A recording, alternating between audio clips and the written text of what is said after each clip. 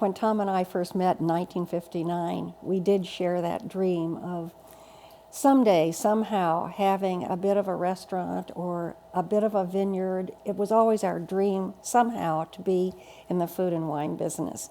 But the constraints imposed by considering a vineyard or a property in France were so great.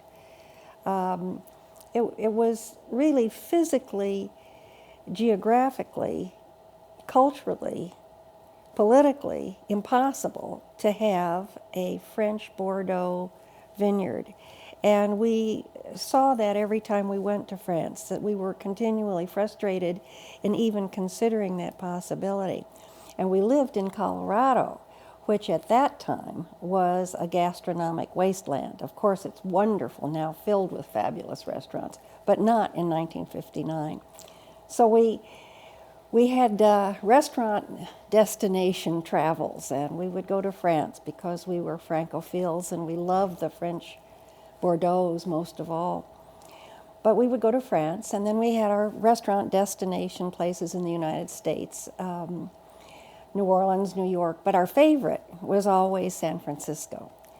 And so it really was in the autumn of 1971 when we were in San Francisco, and we happened to be having dinner at one of our favorite restaurants, Ernie's.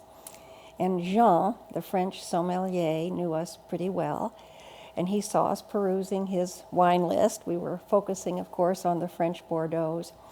He interrupted us very nicely and said, Mr. and Mrs. Jordan, I was hoping that perhaps you might take my suggestion and try a California Cabernet Sauvignon, which I find to be extraordinary. Tom and I rolled our eyes because we were looking forward to having a French Bordeaux. And he said, if you do not like it, and it's not to your pleasure, and you do not find it as exciting as do I, said Jean, Ernie's will take the bottle back and you'll not be charged, and then you can go on with a French Bordeaux. So he held the Beaulieu Vineyard George Latour 66 in his hands. We looked at the label, he uncorked it, poured a little bit, we had a little bit of bread, we tasted it, had a little bit more bread. Complete silence. And then Tom and I looked at each other. And I said, Tom, he said, it's impossible. I said, look what we've got.